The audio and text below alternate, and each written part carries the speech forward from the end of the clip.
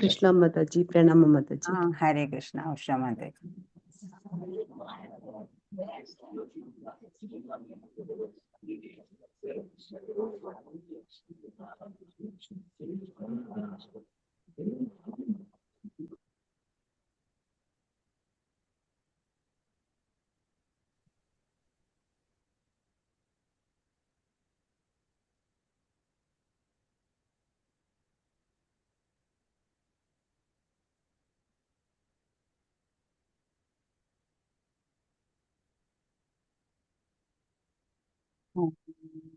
Bhagavate Vasudevaya. Om Namo Bhagavate Vasudevaya. Om Ajnanatimidandasya Jnananjanashalakaya Chakshurunmilidam Yena Tasmai Shri Gurave Namah. He Krishna Karuna Sindho Dinabandho Jagatpade Gopesha Gopika Kanda Radha Kanda Namostute Tapta Kanchana Gaurangi Radhe Vrindavaneshwari Vrishabhanusude Devi Pranamami Hari Priye. Jaya Shri Krishna Chaitanya Prabhu Nityananda Shri Advaita Gadadhara Srivasadi Gaura Bhakta Vrinda. Hare Krishna Krishna Krishna Hare Hare Hare Rama Rama Rama Hare Hare. Hare Krishna Krishna Krishna Hare Hare Hare Rama Rama Rama Hare Hare. Shri Shri Radha Govind ki jai, Srila Prabhupada ki jai, Guru Maharaj ki jai. Hare Krishna. എല്ലാവർക്കും സ്വാഗതം. ഹരേ കൃഷ്ണ. ഇസ്കോൺ മാംഗ്ലൂരു ടെമ്പിളിൽ നിന്നുള്ള ഭഗവത്ഗീത പഠനത്തിന്റെ 8ാമത്തെ ദിവസത്തിലേക്ക് നമ്മൾ വന്നു. ഇന്നലെ നമ്മൾ എന്തൊക്കെയാ പഠിച്ചത്? ഈ പ്രപഞ്ച വസ്തുക്കളിലെല്ലാം ഭഗവാനെ ഫീൽ ചെയ്യാൻ, അനുഭവിക്കാൻ നമുക്ക് സാധിക്കും. ജലത്തിലെ രസം, സൂര്യചന്ദ്രന്മാരുടെ പ്രകാശം, വേദത്തിലെ ഓംകാരം, ആകാശത്തിലെ ശബ്ദം, മനുഷ്യരുടെ പൗരുഷം, തേജസ്സുകളുടെ തേജസ് എല്ലാം ഭഗവാനാണ് എന്ന് നമ്മൾ കണ്ടു. ഭഗവാനെ ആശ്രയിച്ചാല് നമുക്ക് മായയെ അതിജീവിക്കാം എന്ന് നമ്മൾ മനസ്സിലാക്കി. ഇവിടെ എന്താ പറയണേ ഈ അധ്യായം? ശരീരം ത്യജിച്ചു കഴിഞ്ഞാല് ജീവന്റെ ഗതി എന്താണ് എന്ന് പറഞ്ഞു തരികയാണ് ഭഗവാൻ ഇവിടെ. അചഞ്ചല ഭക്തിയോടെ ജീവിതകാലം മുഴുവനും സാധന ചെയ്തിട്ട് ഒരാള്, വിശേഷിച്ച് മരണവേളയില് കൃഷ്ണനെ സ്മരിക്കുകയാണെങ്കില് ഈ ഭൗതിക ലോകത്തിനപ്പുറത്തുള്ള ഭഗവാന്റെ പരമധാമത്തിലെത്താൻ സാധിക്കും എന്ന് ഭഗവാൻ ഇവിടെ വിവരിക്കുന്നുണ്ട്. എല്ലാവരോടായിട്ടൊരു ചോദ്യം. ഓരോ ജീവിയും ഒരു ഫൈനൽ എക്സാം അഭിമുഖീകരിച്ചേ പറ്റൂ. എന്താണ് ആ പരീക്ഷയുടെ പേര്? മൃത്യു എന്നാണ് ആ പരീക്ഷയുടെ പേര്. ജീവന് മരണമില്ല, ആത്മാവിന് മരണമില്ല, നമ്മൾ കണ്ടു. മൃത്യു എന്ന് പറയണത് ആത്മാവിന്റെ ഒരു ടെമ്പററി ഹാൾട്ടാണ്. ജന്മ, ജര, വ്യാധി, മൃത്യു, മരണം അത് അനിവാര്യമാണ്, അപരിഹാര്യമാണ്, അല്ലേ? അതിനൊരു പരിഹാരമില്ല. ഒരു ഇൻസിഡന്റ് പറയട്ടെ. ഒരു ചെറുപ്പക്കാരിയായിട്ടുള്ള ഒരു സ്ത്രീ, അവരുടെ കുട്ടി ചെറിയ കുട്ടിയാണ്, ചെറുപ്പത്തിൽ മരിക്കുകയാണ്. അപ്പൊ അമ്മയുടെ ദുഃഖം നമുക്കറിയാം, അല്ലെ? പറഞ്ഞു ഞാനും മരിക്കും എന്ന്. പലരും ആശ്വസിപ്പിക്കാനൊക്കെ ശ്രമിച്ചിട്ട് ഫലം ഉണ്ടായില്ല. പിന്നെയും പ്രതീക്ഷ, എൻ്റെ മകൻ ജീവിച്ചു വരും. അങ്ങനെ ഒരാൾ പറഞ്ഞു, അടുത്തൊരു സന്യാസി ഉണ്ട്, അവിടെ പോയാ മതി, എന്തെങ്കിലും ഒരു മാർഗം കാട്ടിത്തരും എന്ന്. അങ്ങനെ ചെന്നു. സന്യാസി എല്ലാം കേട്ടിട്ട് പറഞ്ഞു, ഒരു വഴിയുണ്ട്, ഒരു പിടി അരി വേണം. ഇതുവരെ മരണമുണ്ടായിട്ടില്ലാത്ത വീട്ടിൽ നിന്ന് ഒരു പിടി അരി ഭിക്ഷയായിട്ട് വാങ്ങിക്കൊണ്ടുവരണം എന്ന് പറയാ. അപ്പൊ അവിടെ ശരി, ഞാൻ വാങ്ങിയിട്ട് വരാം എന്ന് അമ്മ. എന്നിട്ട് പോയി ഓരോ വീട്ടിൽ ചെല്ലുമ്പോഴും അവരൊക്കെ അരി കൊടുക്കാൻ തയ്യാറാ. കൊണ്ടുവരുമ്പോ ചോദിച്ചു, നിങ്ങളുടെ ഇവിടെ മരണമൊന്നും നടന്നിട്ടില്ലല്ലോ? ചോദിക്കാണ്. അല്ല, എൻ്റെ മുത്തശ്ശൻ, എൻ്റെ അമ്മൂമ്മ, എൻ്റെ ഭർത്താവ്, എൻ്റെ ഭാര്യ, അങ്ങനെയൊക്കെ ഓരോരോ ആളുകളും പറഞ്ഞു മരണം നടന്നിട്ടുണ്ട്. അപ്പോ എവിടുന്നും കിട്ടിയില്ല. നേരെ ഇരുട്ടി. ഈ അമ്മ സന്യാസിയുടെ അടുത്ത് തിരിച്ചു വന്നു. സന്യാസി ചോദിച്ചു, ഒരു പിടി അരി കൊണ്ടുവരാൻ പറഞ്ഞിട്ട് നിങ്ങൾക്കത് സാധിച്ചില്ലേ എന്ന് ചോദിക്കുകയാണ്. അപ്പൊ ഈ സ്ത്രീക്ക് മനസ്സിലായി, മരണം എന്നുള്ള ആ പ്രിയ സത്യം അതെല്ലാവർക്കും ഉണ്ട്, അതിന് പരിഹാരമില്ല. 8-ാം അധ്യായം തുടങ്ങുന്നതും തന്നെ അർജുനന്റെ ഒരു ചോദ്യ പരമ്പരയിലൂടെയാണ്. ശിഷ്യൻ സംശയം ഉന്നയിക്കുന്നത് ഗുരുവിന് എപ്പോഴും ഇഷ്ടായിരിക്കും, അല്ലെ? ബുദ്ധിമാന്മാരായ ശിഷ്യന്മാരാണ് ഇടയ്ക്കിടയ്ക്ക് ഇങ്ങനെ പ്രശ്നങ്ങൾ ഉന്നയിക്കുക. അതുകൊണ്ട് തന്നെ ഭഗവാൻ അതൊക്കെ എൻജോയ് ചെയ്യണത്. ഈ അധ്യായത്തിന്റെ പേര് അക്ഷരബ്രഹ്മയോഗം എന്നാണ്. പ്രഭുപാദ് ഇതിന് പരമപദ പ്രാപ്തി എന്നാണ് പറയുന്നത്. അചഞ്ചലമായ ഭക്തിയോടെ എന്നെ ഭജിക്കുന്നവൻ ത്രിഗുണങ്ങളെ മറികടന്ന് ബ്രഹ്മഭാവത്തെ പ്രാപിക്കാൻ യോഗ്യനാകുന്നു എന്നാണ്. അപ്പൊ 1-ാമത്തെ ശ്ലോകം. അർജുന ഉവാച കിം തദ്ബ്രഹ്മ കിമധ്യാത്മം കിം കർമ്മ പുരുഷോത്തമ അധിഭൂതം ച കിം പ്രോക്തമധിദൈവം കിമുച്യതേ. അർജുനൻ ചോദിച്ചു, ഹേ പുരുഷോത്തമ, എന്താണ് ബ്രഹ്മം? ആത്മാവെന്നാൽ എന്താണ്? ഫലോദ്ധിഷ്ട കർമ്മം എന്നാൽ എന്ത്? ഭൗതിക പ്രപഞ്ചമെന്നും ദേവന്മാരെന്നും പറയപ്പെടുന്നവ എന്താണ്? ഇതിൽ എത്ര ചോദ്യം ചോദിച്ചു? 4 ചോദ്യങ്ങളുണ്ട് ഇതില്. ഇനി അടുത്തതിലും ചോദിക്കുന്നുണ്ട് കുറച്ച് ചോദ്യങ്ങള്. അക്ഷരം എന്ന് പറഞ്ഞാൽ നശിക്കണത്, അക്ഷരം എന്ന് പറഞ്ഞാൽ നശിക്കാത്തത്, നാശമില്ലാത്തത്, ജീവാത്മാവിന് നാശമില്ല. അപ്പോ പരമാത്മാവ്, ഭഗവാൻ, ബ്രഹ്മം എന്നൊക്കെ പല പേരുകളിൽ ഭഗവാനെ അറിയുമെന്ന് ഭാഗവതം പറഞ്ഞു. അപ്പോ തൻ്റെ ചോദ്യങ്ങൾക്കൊക്കെ പുരുഷോത്തമ എന്നിവിടെ വിളിച്ചിട്ടുണ്ട്, ഭഗവാനെ അഭിസംബോധന ചെയ്തു, അല്ലേ? അപ്പോ തൻ്റെ ചോദ്യങ്ങൾക്കൊക്കെ ഉത്തരം നൽകാൻ പരമാധികാരിയാണ് കൃഷ്ണൻ എന്ന് വ്യഞ്ജിപ്പിക്കുകയാണ്. 2-ാമത്തെ ശ്ലോകം. അധിയജ്ഞ കഥം ഗോത്ര ദേഹേസ്മിൻ മധുസൂദന പ്രയാണകാലേ ച കഥം ജ്ഞേയോസി നിയതാത്മഭി. മധുസൂദന, ആരാണ് യജ്ഞദേവത? ഈ ശരീരത്തിൽ അദ്ദേഹം എങ്ങനെ കുടികൊള്ളുന്നു? ഭക്തിയുത സേവന നിരതരായവർക്ക് മരണവേളയിൽ അങ്ങയെ എങ്ങനെ അറിയാൻ കഴിയും? ഇവിടെ 3 ചോദ്യങ്ങൾ ചോദിക്കുകയാണ്. ആരാണ് യജ്ഞദേവത? ശരീരത്തിൽ എങ്ങനെയാണ് ഈ യജ്ഞദേവത കുടികൊള്ളുന്നത്? ഭക്തിയുത സേവന നിരതരായവർക്കും മരണവേളയില് അങ്ങയെ അറിയാൻ എങ്ങനെയാണ് കഴിയുന്നത് എന്ന് ചോദ്യങ്ങൾ ചോദിച്ചു. പ്രയാണകാലേ എന്നിവിടെ പറഞ്ഞിട്ടുണ്ട്, അല്ലെ? പ്രയാണകാലേ, ജീവിതത്തിൽ ഒരാൾ ചെയ്യുന്ന കർമ്മങ്ങളെല്ലാം പരീക്ഷിക്കപ്പെടുന്നത് എപ്പോഴാ? മരണവേളയിലാണ്. പരമഭക്തനായിട്ടുള്ള കുലശേഖര മഹാരാജാവ് പ്രാർത്ഥിക്കുക, ഹേ ഭഗവൻ, എനിക്കിപ്പോൾ പൂർണ്ണ ആരോഗ്യമുണ്ട്, അതുകൊണ്ട് ഞാൻ ഉടനെ മരിക്കുന്നതാണ് ഉത്തമം. എന്തിനാ? എൻ്റെ മനസ്സാകുന്ന ഹംസത്തിന് അവിടുത്തെ പാദപങ്കജങ്ങളിലേക്ക് വഴി തേടാം. ഒരു ജലപക്ഷിയായ ഹംസത്തിന് താമരപ്പൂക്കളിൽ രമിക്കാനാണ് താല്പര്യം, അല്ലേ?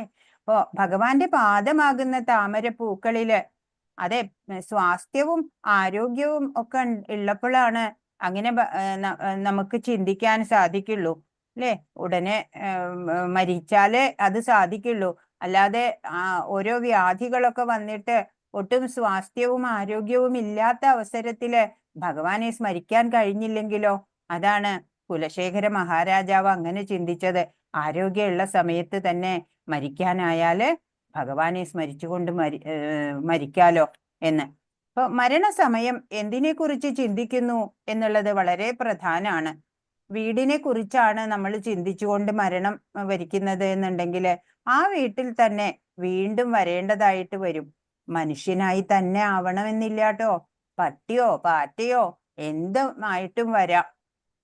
മനസ്സും ബുദ്ധിയും എപ്പോഴും ഭഗവാനിൽ വ്യാപരിപ്പിക്കാൻ നമ്മൾ ശീലിക്കണം ആദ്യം മുതലേ. ജീവിതകാലം മുഴുവനുമുള്ള ആ പരിശീലനം കൊണ്ട് മാത്രമാണ് മരണവേളയില് ഭഗവാനെ സ്മരിക്കാൻ സാധിക്കുള്ളൂ.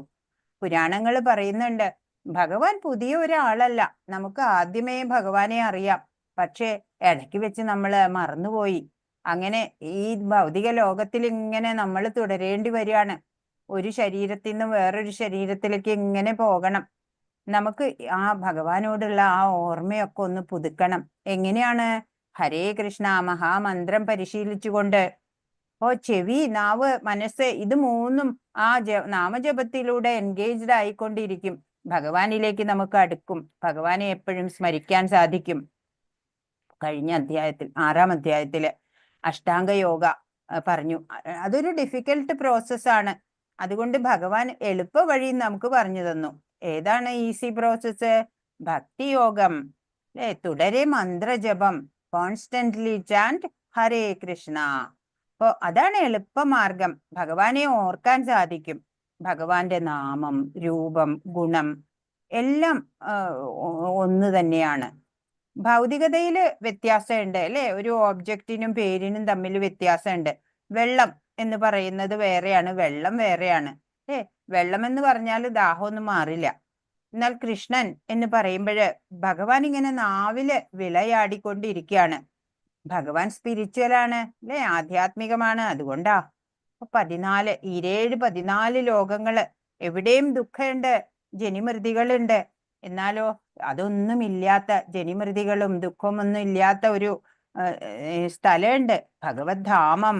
അവിടെ എത്തിയാല് നമുക്ക് പിന്നെ ആനന്ദമാണ് ഉണ്ടാവുക.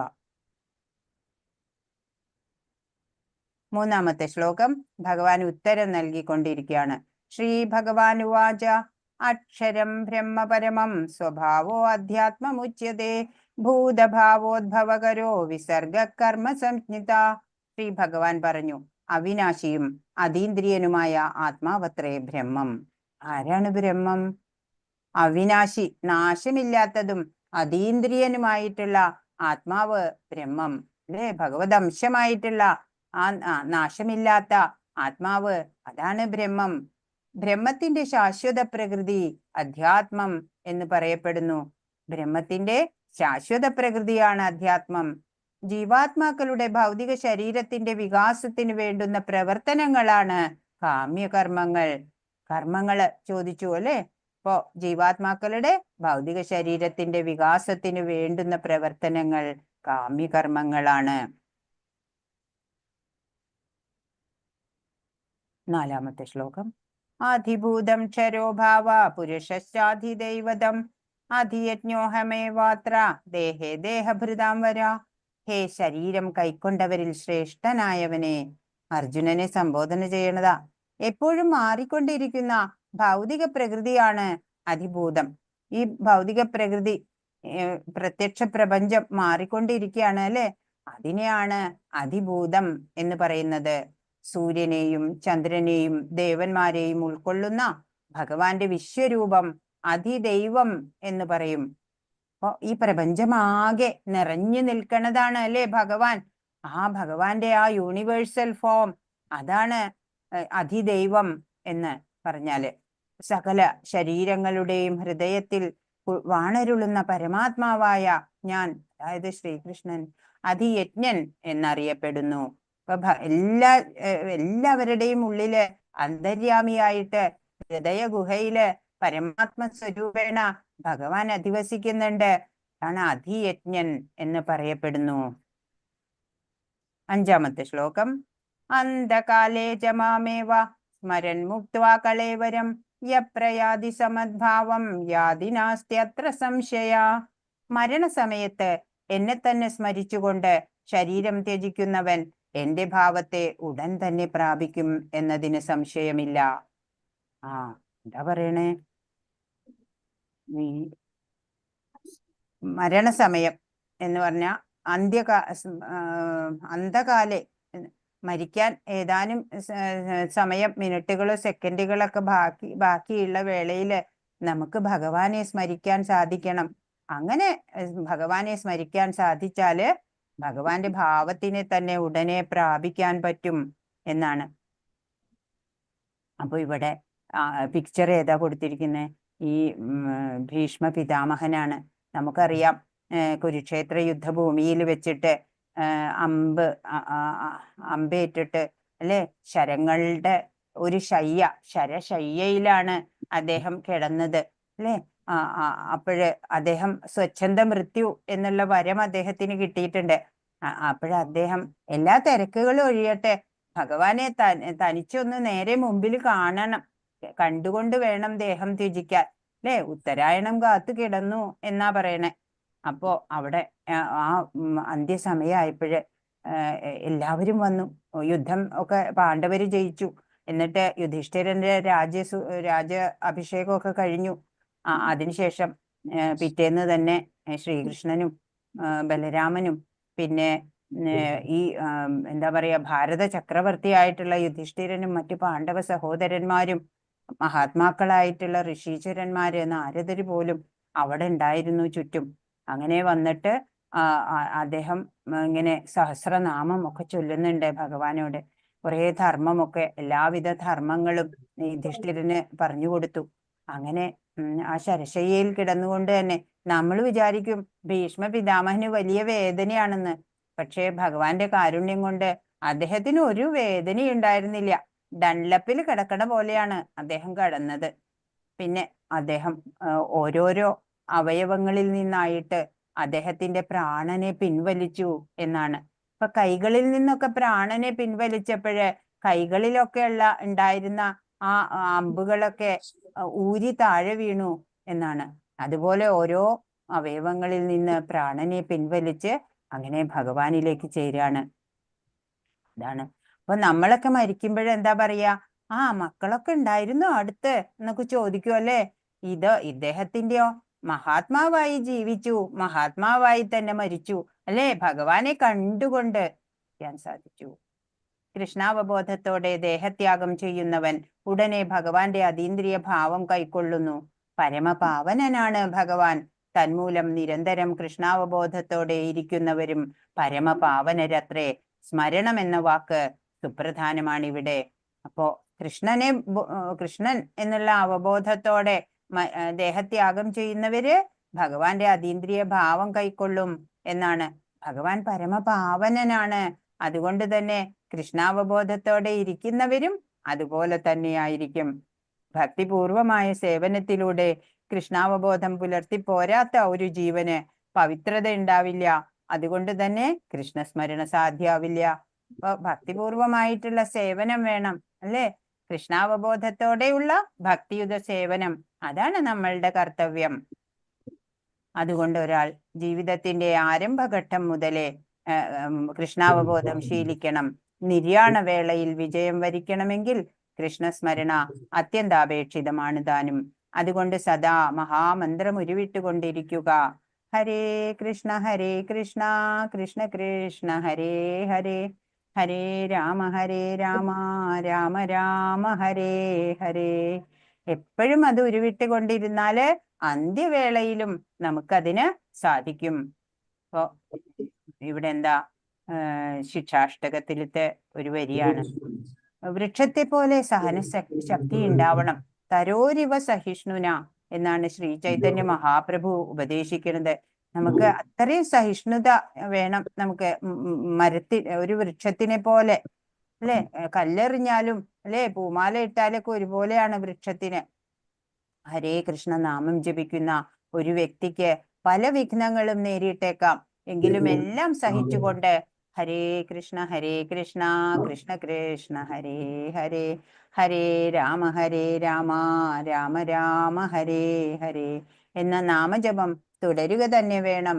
എന്നാൽ ജീവിതാന്ത്യത്തില് കൃഷ്ണാവബോധത്താലുള്ള പ്രയോജനം തികച്ചും അനുഭവപ്പെടും എന്നാണ്. അപ്പൊ നമ്മൾ എന്താ ചെയ്യേണ്ടതെന്ന് വീണ്ടും വീണ്ടും പറഞ്ഞു തരിക, അല്ലേ?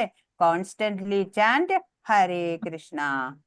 ഇപ്പൊ ഇവിടെ ചൈതന്യ മഹാപ്രഭുവും നിത്യാനന്ദ പ്രഭുവാണ് ഇത്. 6ാമത്തെ ശ്ലോകം. യം യം വാപി സ്മരൻ ഭാവം ത്യജത്യന്തേ കളേവരം തം തമേ വൈദി കൗന്ദേയ സദാ തദ്ഭാവ ഭാവിത. എന്തിനെ കുറിച്ചാണോ മരണവേളയിൽ ഒരാൾ സ്മരിക്കുന്നത്, ഹേ പുത്ര, അയാൾ തീർച്ചയായും അതിനെ പ്രാപിക്കും. പറയണേ, പുനർജന്മ നിയമമാണ് ഇവിടെ പറഞ്ഞത്. മരണത്തിന്റെ നിർണായക നിമിഷങ്ങൾ ആണ് ഇവിടെ കാണിച്ചത്. കൃഷ്ണസ്മരണയോടെ ശരീരം ത്യജിക്കുന്നവര് അതീന്ദ്രിയമായിട്ടുള്ള പദം പോകും എന്നാണ്. മറ്റേതെങ്കിലും സ്മരണയോടെ ആണെങ്കിലോ വേറെ രീതിയിലാണ് മരിക്കുക, അല്ലെ? വേറെ അവസ്ഥയിലാണ് എത്തുക. അപ്പൊ ഈ ജന്മത്തിലെ സാത്വിക ഭാവത്തോടെ ജീവിക്കുക, കൃഷ്ണനെ നിരന്തരം സ്മരിക്കുക. അങ്ങനെ ചെയ്യുന്നവർക്ക് അന്ത്യവേളയിലും ഭഗവത് സ്മരണയുണ്ടാവും. കൃഷ്ണന്റെ അതീന്ദ്രിയ ഭാവത്തെ പോകുന്നതിന് അത് സഹായകമായി തീരും. ആധ്യാത്മികമായിട്ട് ഭഗവത് സേവനത്തിൽ മുഴുകി ജീവിതം നയിച്ച ഒരാൾക്ക് അടുത്ത ജന്മത്തിൽ ഭൗതിക ദേഹമല്ല ആധ്യാത്മിക ദേഹമായിരിക്കും ലഭിക്കുക. അപ്പൊ നമ്മൾ എന്താ ചെയ്യേണ്ടത്?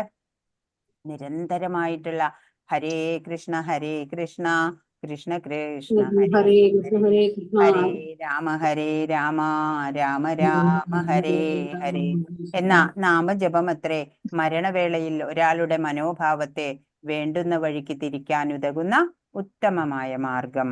അപ്പോ ഏറ്റവും ഉത്തമമായിട്ടുള്ള മാർഗം പറഞ്ഞു തന്നു അല്ലേ? മരണ നിമിഷങ്ങളിലെ സ്മരണ അതെങ്ങനെയാ ഉണ്ടാവുക? ജീവിതകാലം മുഴുവൻ സംഭരിച്ചു പോന്ന വിചാരങ്ങള് ആണ് അല്ലേ ആ അന്ത്യ നിമിഷങ്ങളിലെ സ്മരണയ്ക്ക് കളമൊരുക്കുക. ആ നിലയ്ക്ക് എന്താ പറയാ? ഈ ജന്മമാണ് അടുത്ത ജന്മത്തിന് വിത്തിടുന്നത് എന്നാണ്. This life is the preparation to next life എന്നാണ്. ഈ ജന്മം നമ്മൾ സാത്വിക ഭാവത്തോടെ ജീവിക്കുക. അപ്പോഴേ നമുക്ക് അന്ത്യവേളയില് ഭഗവത് സ്മരണ ഉണ്ടാവും. അല്ലേ? ഹരേ കൃഷ്ണ മന്ത്രം ജപിക്കുക, അതാണ് ഉത്തമമായ മാർഗം. മ്യൂട്ട് ചെയ്യൂ. Death is the final exam എന്നാണ് അല്ലേ? മരണം. ഹരേ കൃഷ്ണ. അപ്പൊ ഇവിടെ ഒരു കഥ പറയാനുണ്ട്. ഭരത ചക്രവർത്തി ഉണ്ടായിരുന്നു. ഭരതൻ എന്ന് പറഞ്ഞ മഹാനായിട്ടുള്ള ഒരു ചക്രവർത്തി, മഹാഭാഗവതനായ ഭരതൻ ചക്രവർത്തി പിതാവ് രാജ്യഭാരമൊക്കെ ഏൽപ്പിച്ചു കൊടുത്തു. അങ്ങനെ വിശ്വരൂപ പുത്രിയായിട്ടുള്ള പഞ്ചജനിയെ വിവാഹം ചെയ്തു. അവർക്ക് 5 പുത്രന്മാരുണ്ടായി. പലവിധ യജ്ഞങ്ങളെ കൊണ്ടും ഭഗവാനെ ശ്രദ്ധാപൂർവം ആരാധിച്ചു. പ്രജകളെയോ പുത്രനിർവിശേഷം പരിപാലിച്ചു. അദ്ദേഹം സർവകർമ്മങ്ങളെയും കർമ്മഫലങ്ങളെയും സർവ അന്തര്യാമിയായ ഭഗവാനിൽ തന്നെ അർപ്പിച്ചു. അങ്ങനെ ആ തൻ്റെ ഹൃദയ കമലത്തിൽ ഇങ്ങനെ നിരന്തരം പ്രകാശിച്ചു കൊണ്ടിരുന്ന ആ ഭഗവാന്റെ കാരുണ്യത്തിനായിട്ട് എല്ലാം സമർപ്പിച്ചു. ഈ ഗംഗാപ്രവാഹം പോലെ ഇടമുറിയാതെ അദ്ദേഹത്തിന്റെ മനസ്സിങ്ങനെ ഭഗവാനിലേക്ക് ഒഴുകാണ്. അങ്ങനെ കുറെ കാലം രാജ്യം ഭരിച്ചു. പിന്നെ പരമവിരക്തനായി രാജ്യമെല്ലാം ഈ മക്കളെ ഏൽപ്പിച്ചിട്ട് പുലഹാശ്രമം പ്രാപിച്ചു. അവിടെ പരിപാവനമായിട്ടുള്ള ചക്രനദിയില് സ്നാനം ചെയ്ത് അവിടെ ഒരു ആശ്രമം, ഒരു പർണശാല ഉണ്ടാക്കി. അങ്ങനെ ഭഗവത് ആരാധന കൊണ്ട് ആനന്ദലഹരിയില് ആറാടി. അങ്ങനെ അദ്ദേഹം ഈ ദ്വൈത പ്രപഞ്ചത്തിനെ തന്നെ അദ്ദേഹം വിസ്മരിച്ചു. എപ്പോഴും ധ്യാനത്തില് ഭഗവാനെ തന്നെ ധ്യാനിച്ചുകൊണ്ട് ഇരിക്കുകയാണ്. അങ്ങനെ ഒരു ദിവസം അദ്ദേഹം സമാധിയിൽ നിന്നുണർന്ന് നദീതീരത്തിരിക്കുകയായിരുന്നു. അപ്പോൾ അവിടെ പൂർണ്ണ ഗർഭിണിയായിട്ടുള്ള ഒരു മാൻപേടെ വെള്ളം കുടിക്കാൻ വന്നു. വെള്ളം കുടിച്ചുകൊണ്ടിരിക്കുമ്പോ സിംഹത്തിന്റെ ഭയങ്കരമായിട്ടുള്ള ശബ്ദം കേട്ടിട്ട് ഭയചകിതയായിട്ട് മറുകരയിലേക്ക് ചാടി. ഭയം കൊണ്ടും ക്ഷീണം കൊണ്ടോ ഉടനെ പ്രസവിച്ചു. മറുകരയിൽ ചെന്ന് ചാടിയ ഉടനെ തന്നെയാ ആ മാൻപേടം ചത്തുപോയി. ദയാർദ്രനായിട്ടുള്ള ഭരതൻ നോക്കിയപ്പോ എന്താ, ഞാനല്ലാതെ മറ്റാരും അവിടെ ആ കുട്ടിയെ രക്ഷിക്കാനില്ല. രാജ്യം പോലും ഉപേക്ഷിച്ച് ഒന്നും വേണ്ട എന്ന് പറഞ്ഞ് കാട്ടിലേക്ക് വന്നതാണ് അല്ലെ. ഇനി വീണ്ടും ഇപ്പൊ ബന്ധനങ്ങൾ ഉണ്ടാക്കണോ? വേണ്ട, ഞാൻ ഇതിനെ നോക്കുന്നില്ല എന്ന് പറഞ്ഞു. പിന്നീട് തോന്നി, അല്ല, ഇത് എന്റെ ദൈവനിയോഗമായിരിക്കാം. ഞാനല്ലാതെ മറ്റാരും ഈ കാഴ്ച കണ്ടില്ല. അപ്പൊ ഞാനല്ലേ ഇതിനെ രക്ഷിക്കേണ്ടത്. വേഗം അതിനെ മാൻകുട്ടിയെ എടുത്ത് ആശ്രമത്തിലേക്ക് കൊണ്ടുവന്നു. അങ്ങനെ അതിനെ ശുശ്രൂഷിക്കാനൊക്കെ തുടങ്ങി. അങ്ങനെ ക്രമേണ അദ്ദേഹത്തിന്റെ ഭഗവത് ആരാധനയൊക്കെ ഇങ്ങനെ കുറഞ്ഞു വന്നു. ധ്യാനത്തിലിരിക്കുമ്പോഴും മാൻകുട്ടിയെ പറ്റിയിട്ടാണ് ഓർമ്മ വരിക. അത് ഓടാനും ചാടാനും ഒക്കെ തുടങ്ങി. അത് ഓടിപ്പോയിട്ട് അതിനെ വല്ല സിംഹമൊക്കെ പിടിച്ചാലോ? അങ്ങനെ എഴുന്നേറ്റ് അതിനെ നോക്കും. ഒരു സെക്കൻഡ് പോലും അതിനെ കാണാതിരിക്കാൻ വയ്യ. ഇടയ്ക്ക് അതിനെ കാണാതെ അത് ഓടിയൊക്കെ പോവാൻ തുടങ്ങി. അങ്ങനെ പരിഭ്രാന്തനാവും. അങ്ങനെ അതിൽ തന്നെ അത്യാസക്തനായിരിക്കുകയാണ്. അങ്ങനെ അദ്ദേഹത്തിന് ദേഹത്യാഗം, ദേഹവിയോഗം വരികയാണ്. അതിനെ തന്നെ പരിപാലിച്ചു. അങ്ങനെ അദ്ദേഹത്തിന് ദേഹവിയോഗം വന്നു. മാനിനെ തന്നെ ചിന്തിച്ച് ചിന്തിച്ച് ദേഹം വിട്ടത് കൊണ്ട് അടുത്ത ജന്മം മാനായി ജനിച്ചു. എങ്കിലും ഭഗവത് ആരാധനയുടെ ഫലം ആയിട്ട് പൂർവസ്മരണയ്ക്കുണ്ടായി ഭക്തിമാനായി, അല്ലേ? ഭക്തിമാൻ, ഭക്തിയുള്ള മാൻ. അങ്ങനെ അദ്ദേഹം വീണ്ടും ആ മാൻ പുലഹാശ്രമത്തിൽ തന്നെ വന്നുകൂടി സാധനയൊക്കെ തുടർന്ന് പിന്നെ ആ മൃഗദേഹത്തിനെ തീർത്ഥോദകത്തില് സമർപ്പിച്ചു എന്നാണ്. പിന്നീട് അദ്ദേഹത്തിന് മറ്റൊരു ജന്മം ജഡഭരതനായിട്ട് ഉണ്ടായി. അത് ഇനിയൊരു അവസരത്തിൽ പറയാം. 7ാമത്തെ ശ്ലോകം. തസ്മാത് സർവേഷു കാലേഷു മാമനുസ്മരയുധ്യജ മയ്യർപ്പിത മനോബുദ്ധിർ മാമേ വൈശ്യസ്യ സംശയ. അതിനാൽ അർജുന, ശ്രീകൃഷ്ണ രൂപത്തിൽ എന്നെ നീ എപ്പോഴും ഓർമ്മിക്കുക. അതോടൊപ്പം തന്റെ നിയത കർമ്മമായ യുദ്ധം നിർവഹിക്കുകയും ചെയ്യുക. സ്വകർമ്മങ്ങളെല്ലാം എനിക്കായി അർപ്പിച്ചും മനോബുദ്ധികൾ എന്നിൽ അർപ്പിച്ചുമിരുന്നാൽ നീ എന്നെ പ്രാപിക്കും, സംശയമില്ല എന്ന്. തങ്ങളുടെ നിർദ്ദിഷ്ട കർമ്മം നിറവേറ്റുന്നതിൽ നിന്ന് പിന്തിരിയാനൊന്നും ആരോടും ഭഗവാൻ ആവശ്യപ്പെടുന്നില്ല. പ്രവൃത്തികളോടൊപ്പം ഭഗവത് സ്മരണ പുലർത്തുക, അത്രേ വേണ്ടൂ. വേറെ ഇവിടെ പിക്ചർ കാണിച്ചിരിക്കുന്നത്, ഇന്നലെ നമ്മൾ കഥ പറഞ്ഞു, പ്രഹ്ലാദ് അസുര കുട്ടികൾക്കൊക്കെ ഭാഗവത ധർമ്മം പറഞ്ഞു കൊടുക്കുകയാണ് അവിടെ കാണിക്കുന്നത്. അർജുനനോടുള്ള ഈ ഉപദേശം ഭൗതിക കർമ്മങ്ങളിൽ ഏർപ്പെട്ടിരിക്കുന്ന എല്ലാവരെ സംബന്ധിച്ചും പ്രസക്തമാണ്. തങ്ങളുടെ നിർദ്ദിഷ്ട കർമ്മം നിറവേറ്റുന്നതിൽ നിന്ന് പിന്തിരിയാൻ ആരെയും ഭഗവാൻ പ്രേരിപ്പിക്കുന്നില്ല. ഒരാൾക്ക് ഈ പ്രവൃത്തികൾ തുടരുന്നതോടൊപ്പം ഹരേ കൃഷ്ണ മന്ത്രം ഉച്ചരിച്ചുകൊണ്ട് ഭഗവത് സ്മരണ പുലർത്തുകയുമാവാം, അല്ലെ? സ്വധർമ്മം നിർവഹിക്കുക ഭഗവത് സ്മരണയോടെ, ഭഗവത് അർപ്പണമായിട്ട്, അത്രേ വേണ്ടൂ. ഇത് ജീവനെ ഭൗതിക കൽമഷങ്ങൾ ബാധിക്കാതിരിക്കാനും മനോബുദ്ധികളെ ഭഗവാനിൽ ഏകാഗ്രീകരിക്കാനും ഉതകും. അങ്ങനെ ചെയ്യണത് എന്തിനു വേണ്ടിയാ? കൽമഷങ്ങള്, ഭൗതികമായിട്ടുള്ള പാപകർമ്മങ്ങള്, പാപഭാരം ഒന്നും ഉണ്ടാവില്ല. മനോബുദ്ധികളെ എല്ലാം ഭഗവാനില് വെച്ചുകൊണ്ട്, അല്ലെ, ഏകാഗ്ര ചിത്തനാവാൻ പറ്റും. കൃഷ്ണനാമോച്ചാരണം ഭക്തനെ പരമ ഉത്കൃഷ്ടമായ കൃഷ്ണലോകത്തിൽ എത്തിക്കും എന്നതിന് സംശയമില്ല. അന്തേ നാരായണ സ്മൃതി എന്നാണ്, അല്ലെ? ഈ ജഗത്ത് എന്ന് പറഞ്ഞത് ഏത് ലോകാണോ നമ്മൾക്ക് ദുഃഖത്തിനെ, ഭയത്തിനെ, ആശങ്കകളെ ഒക്കെ പ്രദാനം ചെയ്യുന്നത്, അതേ ലോകം തന്നെ നമുക്ക് നന്ദനവനമാക്കാനും സാധിക്കും. ജഗദേവ നന്ദനവനം ഭവേത് എന്നൊരു പ്രയോഗമുണ്ട്. അതിനെന്ത് വേണം? നമ്മളുടെ കാഴ്ചപ്പാടുണ്ടല്ലോ, ആറ്റിറ്റ്യൂഡ്, അത് ചെറുതായിട്ടൊന്ന് ഷിഫ്റ്റ് ചെയ്യണം. നമ്മള് അനിത്യമായിട്ടുള്ള ഈ ലോകം അസുഖകരമാണ് എന്ന് തോന്നണത് എന്തുകൊണ്ടാണ്? നമ്മള് രാഗദ്വേഷ ബുദ്ധിയോടെയാണ് അതിനെ നോക്കിക്കാണുന്നത്. അഹന്ത, മമത, ഞാൻ, എന്റേത് എന്നൊക്കെയുള്ള ആ ചിന്തകളുണ്ടല്ലോ, തദനുസൃതമായിട്ടുള്ള ഇഷ്ടാനിഷ്ടങ്ങള്, അതുകൊണ്ടൊക്കെയാണ്. അപ്പോൾ നമ്മൾ അതൊക്കെ ഒന്ന് മാറ്റിയാല് ഈ ജഗത്ത് തന്നെ നന്ദനവനമാക്കി മാറ്റാം എന്നാണ്. ഹരേ കൃഷ്ണ. കാം കർത്തേ രഹോ നാം ജപത്തേ രഹോ എന്നാണ്. കർമ്മം ചെയ്തുകൊണ്ടിരിക്കുക, നാമം ജപിച്ചുകൊണ്ടും ഇരിക്കുക. 8ാമത്തെ ശ്ലോകം. അഭ്യാസയോഗയുക്തേന ചേതസാ നാന്യഗാമിന പരമം പുരുഷം ദിവ്യം യാതി പാർത്ഥാനുചിന്തയൻ. എന്നെ പരമദിവ്യോത്തമ പുരുഷനായി ആരാണോ ധ്യാനിക്കുന്നത്, ആരാണോ മാർഗത്തിൽ നിന്ന് വ്യതിചലിക്കാതെ തുടർച്ചയായി എന്നെ മനസ്സിൽ സ്മരിക്കുന്നത്, അല്ലയോ പാർത്ഥ, അയാൾ നിശ്ചയമായും എന്നെ പ്രാപിക്കും. ഭഗവാനെ പ്രാപിക്കാനുള്ള വിദ്യയൊക്കെ ഭഗവാൻ പറഞ്ഞു തരികയാണ്. എന്താ ചെയ്യണ്ടേ? ഭഗവാനെ സുപ്രീം ലോർഡ് ഹെഡ് ആരാണ്? ഭഗവാൻ കൃഷ്ണനാണ്. അങ്ങനെ ധ്യാനിക്കുക. ഭക്തി മാർഗത്തിൽ നിന്ന് വ്യതിചലിക്കാതെ തുടർച്ചയായിട്ട് ഭഗവത് സ്മരണയിൽ നിൽക്കുക. അങ്ങനെയുള്ളവര് തീർച്ചയായും എന്നെ പ്രാപിക്കും എന്ന് ഭഗവാൻ പറഞ്ഞു തരികയാണ്. സർവദാ ഈശ്വരോന്മുഖമായിരിക്കുക. മോക്ഷം പോലും ആഗ്രഹിക്കാതെ ഈശ്വരനിലേക്ക് തന്നെ മനസ്സിങ്ങനെ ഇടതടവില്ലാതെ ഒഴുകിക്കോട്ടെ വേണം. 9ാമത്തെ ശ്ലോകം. കവിം പുരാണാമനുശാസിതാര മനോരണീയാം സമനുസ്മരേദ്യ സർവസ്യ ധാതാരമചിന്യ രൂപമാദിത്യവർണം തമസഃ പരസ്താത്. സർവജ്ഞനും ആദിപുരുഷനും സർവനിയന്താവും അണുവിനേക്കാൾ ചെറുതും സകലതിന്റെയും പരിപാലകനും ഭൗതിക അനുമാനങ്ങൾക്കതീതനും അചിന്യ രൂപനും ഭൗതിക പ്രകൃതിക്ക് അതീതനും ആദിത്യ തേജസ്വിയുമായ വ്യക്തി എന്ന നിലയിലാണ് ഭഗവാനെ ധ്യാനിക്കേണ്ടത്.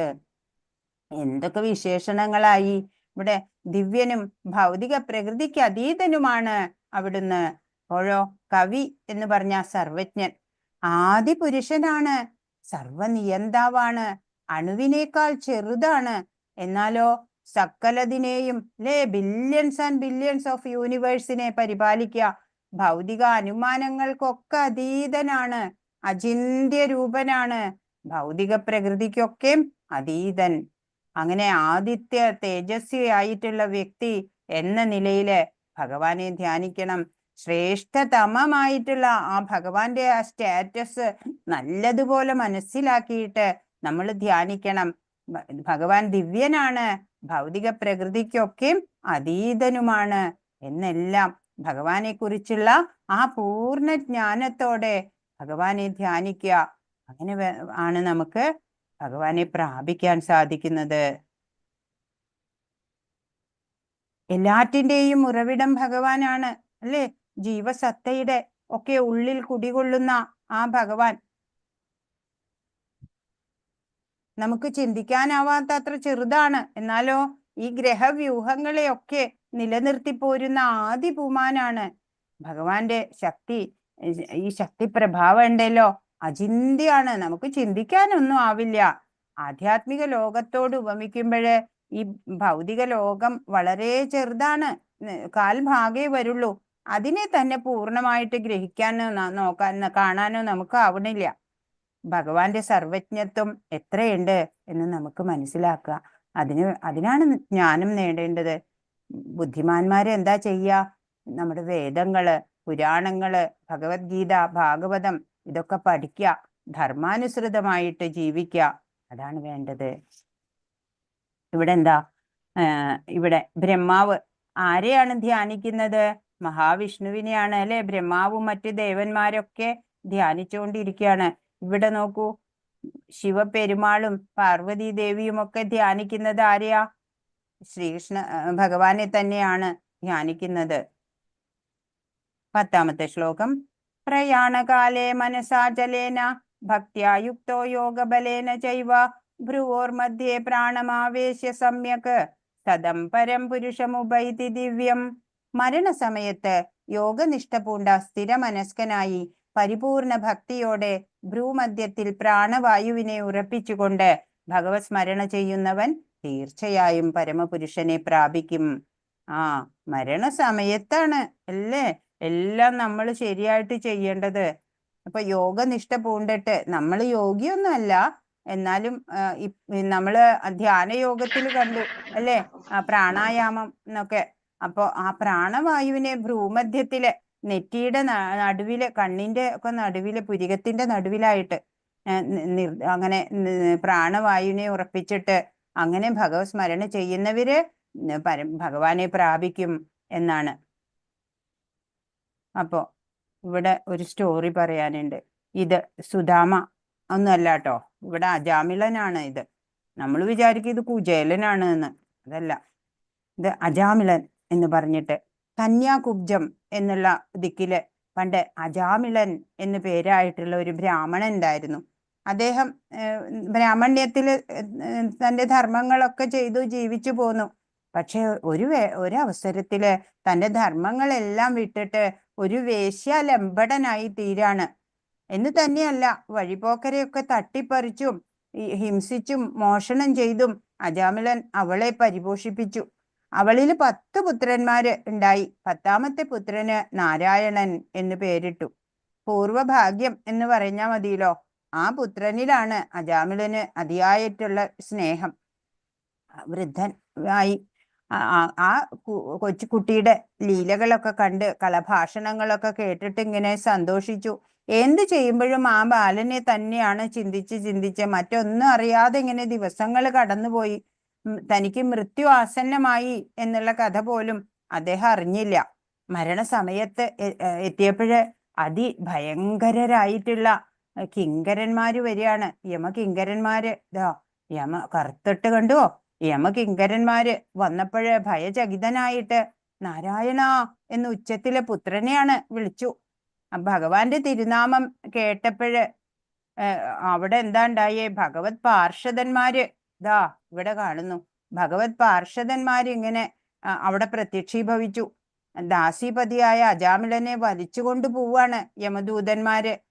അപ്പൊ അവരെ തടഞ്ഞു. എന്നിട്ട് യമകിങ്കരന്മാരോട് ചോദിച്ചു, നിങ്ങൾ ആരാ? ആരുടെ ആളുകളാ? എന്തിനു വേണ്ടിയാ വന്നിക്കണത്? അപ്പോ ധർമ്മരാജന്റെ കൽപ്പനയെ നിങ്ങൾ എന്തിനാ തടയണേ എന്നൊക്കെ. അപ്പോ ഭഗവത് പാർഷദന്മാര് പറഞ്ഞു, നിങ്ങൾ ധർമ്മരാജന്റെ ആളുകളാണ് ശരി, പക്ഷേ ധർമ്മത്തിന്റെ സ്വരൂപം എന്താണ്? പ്രമാണം എന്താണ്? എല്ലാവരും ദണ്ഡ്യന്മാരാവോ?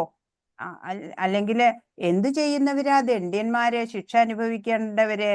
അപ്പൊ യമകിങ്കരന്മാര് പറഞ്ഞു, വേദവിഹിതമാണ് ധർമ്മം, തദ് വിരുദ്ധം അധർമാണ്. വേദത്തില് അല്ലാത്തത് അധർമാണ്. വേദമാണ് ഇതിലെ പ്രമാണം. അപ്പൊ വേദം ഭഗവത് സന്ദേശമാണ്. അതുകൊണ്ട് സാക്ഷാൽ ഭഗവാൻ തന്നെ ആണ് ഈ വേദങ്ങള്, അതിലുള്ള അറിവുകള് എന്നാണ് ഞങ്ങൾ കേട്ടിട്ടുള്ളത് എന്ന് പറഞ്ഞു. അപ്പോ അവരവരുടെ പാപം അനുസരിച്ച് പ്രായശ്ചിത്തം ചെയ്യാത്ത പക്ഷം എല്ലാവരും ശിക്ഷ അനുഭവിക്കുക തന്നെ വേണം. ധർമ്മരാജന് അറിയാം ഓരോ പ്രാണികളുടെയും ധർമാധർമ്മ താരതമ്യം.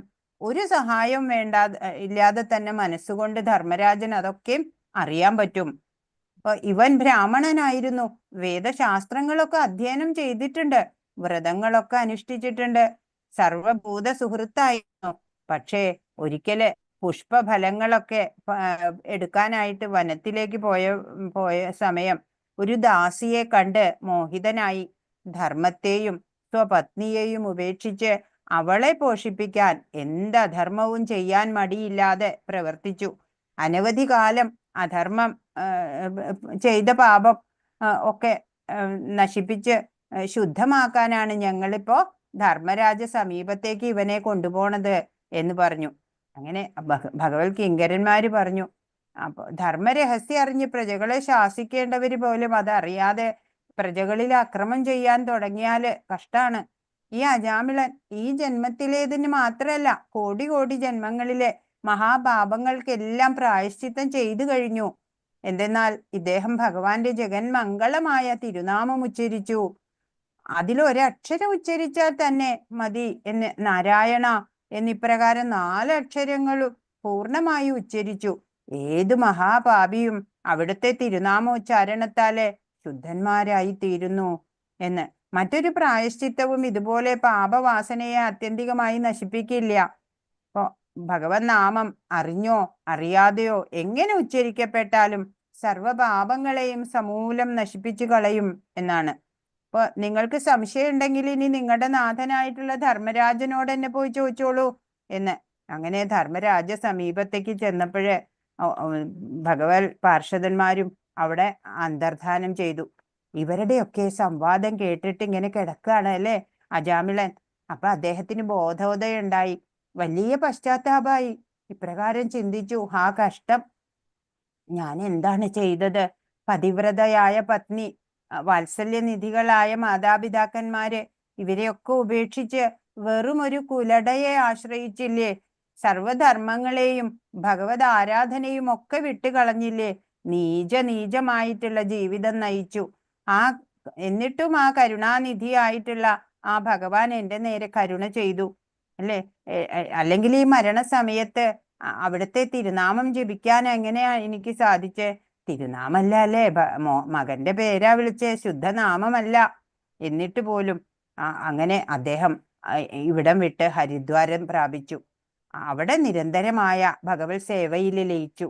അനന്തരം ഭഗവത് പാർഷദന്മാര് നീതനായിട്ട് ഭഗവത് ലോകം പ്രാപിച്ചു അല്ലേ? വിമാനമൊക്കെ വന്നിട്ട് അദ്ദേഹത്തിനെ കൊണ്ടുപോവാണ്. അങ്ങനെ മഹാപാപിയായിട്ടുള്ള അജാമിളൻ പോലും ഭഗവത് നാമം ഉച്ചരിച്ച് നിത്യാനന്ദം പ്രാപിച്ചു. അപ്പോൾ ഭക്തി പുരസ്സരം ഭഗവാന്റെ നാമങ്ങൾ ഉച്ചരിച്ചാലത്തെ ഫലം പറയാനുണ്ടോ അല്ലേ? നമ്മളൊക്കെ കോൺസ്റ്റന്റ്ലി ഹരേ കൃഷ്ണ ജപിക്കുക, അതാണ് ചെയ്യേണ്ടത്. 14-ാമത്തെ ശ്ലോകം. അനന്യചേതാ സതതം യോ മാം സ്മരതി നിത്യശ തസ്യാഹം സുലഭ പാർത്ഥ നിത്യയുക്തസ്യ യോഗിന. അല്ലയോ പാർത്ഥ, നിരന്തരമായ ഭക്തിയുത സേവനം മൂലം സ്ഥിരചിത്തതയോടെ എന്നെ എപ്പോഴും സ്മരിക്കുന്ന യോഗനിഷ്ഠന് ഞാൻ സുപ്രാപ്യനാണ്. എങ്ങനെയാണ്, ആരാണ് ഭഗവാന് സുപ്രാപ്യനാവുക? നിരന്തരമായ ഭക്തി സേവനം മൂലം ചിത്തതയാർന്ന് എന്നെ എപ്പോഴും സ്മരിക്കുന്ന യോഗനിഷ്ഠനായ ആൾക്ക് ഞാൻ സുപ്രാപ്യനാണ്. ഭക്തൻ വൃന്ദാവനത്തിലോ ബദരിയിലോ ഒന്നും താമസിക്കണമെന്നില്ല. എവിടെ ആയാലും ഭക്തിപൂർവമായ സേവനം കൊണ്ട് അവിടം വൃന്ദാവനമാക്കാൻ പറ്റും.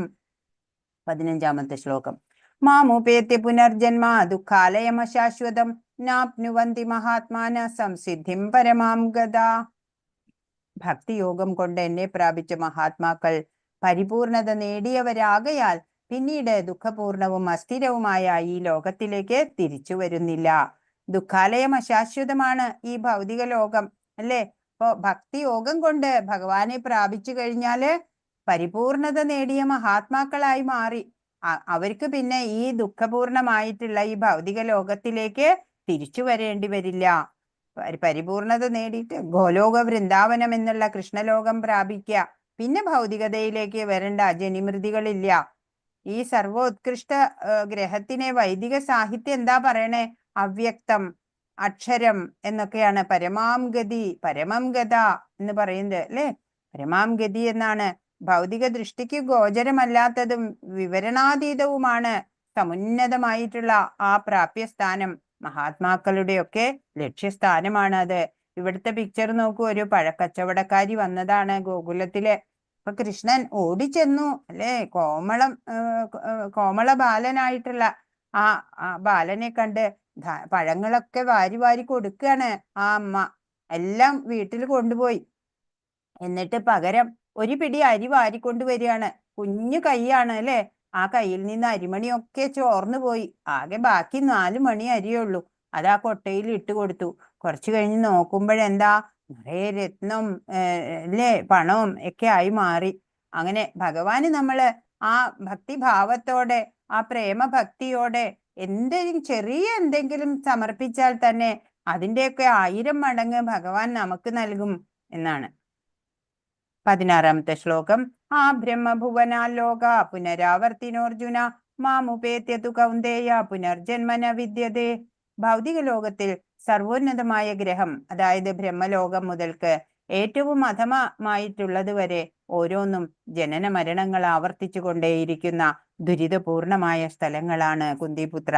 എന്റെ പരമപദത്തിൽ എത്തിയവനാകട്ടെ പിന്നീട് ജന്മമെടുക്കേണ്ടി വരില്ല. ഗോലോക വൃന്ദാവനത്തിലെ ഭഗവാൻ കൃഷ്ണനും രാധയും. പാതാളം മുതൽ ബ്രഹ്മലോകം വരെ 14 ലോകം എല്ലാം ഭൗതിക ലോകം തന്നെയാണ്. ജനിമൃതികളും ദുഃഖങ്ങളും എല്ലാം അവിടെയുണ്ട്. ഭൗതിക പ്രപഞ്ചത്തിന്റെ നാശത്തിലെ കൽപ്പാന്തത്തിലെ ബ്രഹ്മാവും കൃഷ്ണഭക്തന്മാരും ആധ്യാത്മിക പ്രപഞ്ചത്തിലെ തങ്ങളുടെ സവിശേഷ ഗ്രഹങ്ങളിലെ ഇഷ്ടാനുസാരം ചെന്നു ചേരാണ്. ഇപ്പോ ബ്രഹ്മാവിന്റെ ഒരു ആയുസ് എന്ന് പറഞ്ഞാല് 3,11,40,000 വർഷം. അത്രയാണ് ബ്രഹ്മാവിന്റെ ഒരു ആയുർദൈർഘ്യം എന്ന് പറഞ്ഞാല്.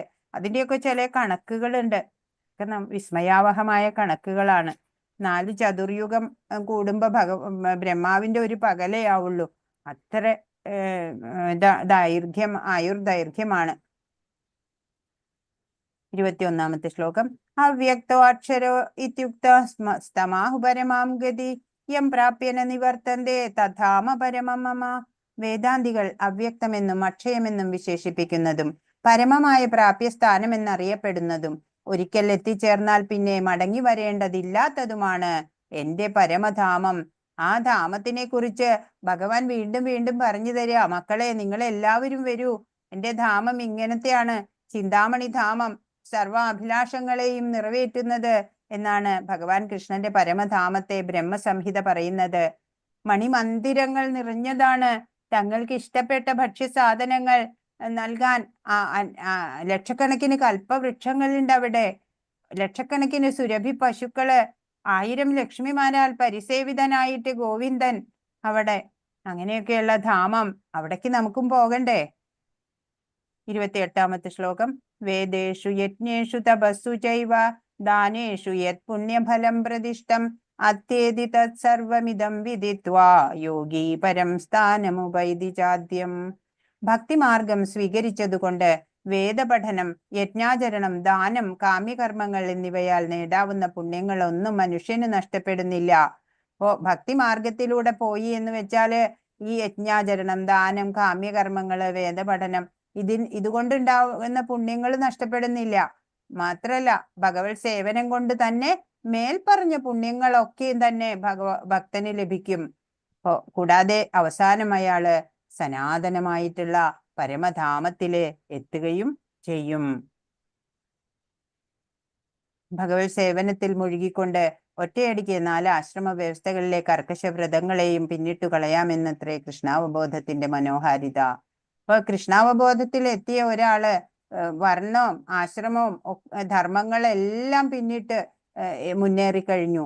ഭക്തനുമായുള്ള സഹവാസം തുടർന്നു പോകുമ്പോൾ ഭഗവത് സേവനത്തിന് അവസരമായി.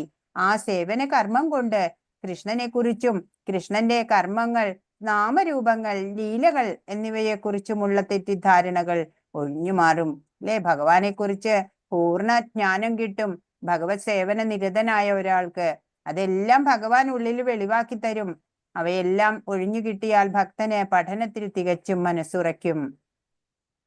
ഗീതാ പഠനത്തിൽ ആനന്ദം വളർന്നു വരുമ്പോൾ കൃഷ്ണാവബോധം എപ്പോഴും അനുഭവപ്പെടും. അതിന്റെ ഉച്ചകോടിയിൽ ഒരാൾക്ക് കൃഷ്ണനിൽ പരമ പ്രേമഭാവം ഉളവാവും.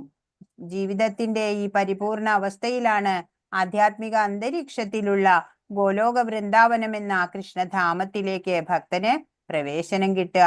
എപ്പോഴാണ് ഭക്തന് പ്രവേശനം കിട്ടുക? കൃഷ്ണാവബോധത്തിന്റെ ഉച്ചകോടിയില്, അല്ലെ, ജീവിതത്തിന്റെ പരിപൂർണത ആണ് അത്. അപ്പോഴാണ് ഗോലോകത്തിലേക്കുള്ള എൻട്രി കിട്ടുക.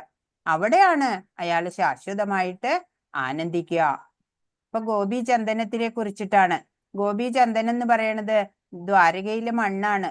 ഗോപി ചന്ദനം ധരിച്ചാല് ഭൂതപ്രേത പിശാചുക്കൾ നമ്മളെ സമീപിക്കില്ല. ഗോപി ചന്ദനത്തിന്റെ മാഹാത്മ്യം കേൾക്കുന്നയാള് എല്ലാ കർമ്മബന്ധനങ്ങളിൽ നിന്നും മുക്തനാവും. ഗോപി ചന്ദനം ധരിക്കുന്ന ആൾക്ക് ഗംഗാ നദിയിൽ സ്നാനം ചെയ്തതിന്റെ ഫലം ലഭിക്കും. 1000 അശ്വമേധ യജ്ഞങ്ങൾ ചെയ്തതിന്റെ ഫലം ലഭിക്കും. ഗോപി ചന്ദനം ധരിക്കുന്ന ആളിന്റെ അടുത്തേക്ക് യമരാജൻ വരില്ല. അദ്ദേഹം ഭഗവത് ധാമത്തിലേക്ക് തിരിച്ചു പോകുന്നു. ഗർഗ സംഹിതയിൽ പറഞ്ഞിട്ടുള്ളതാണ്.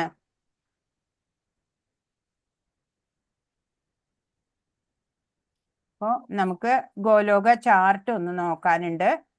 അതിലേക്ക് പോകാം. ഇതാണ് ഗോലോക ചാർട്ട് എന്ന് പറയുന്നത്.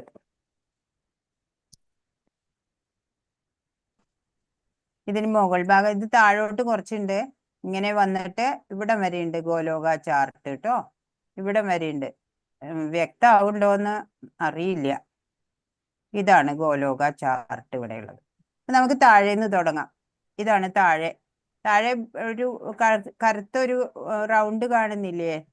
അത് അപ്പൊ അതാണ് ഭൗതിക ലോകം എന്ന് പറയുന്നത്.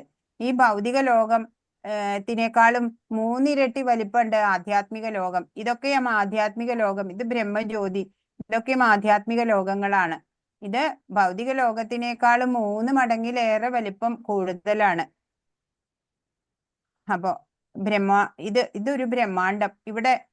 ഇവിടെ കാരണോദകശായി വിഷ്ണു, കാരണ ഉദകത്തില് ശയിക്കുന്ന വിഷ്ണു ഉണ്ട്. ഇവിടെ കാരണോദകശായി വിഷ്ണു ആണ്. കാണുന്നുണ്ടോ? ഇവിടെ കാണാമോ?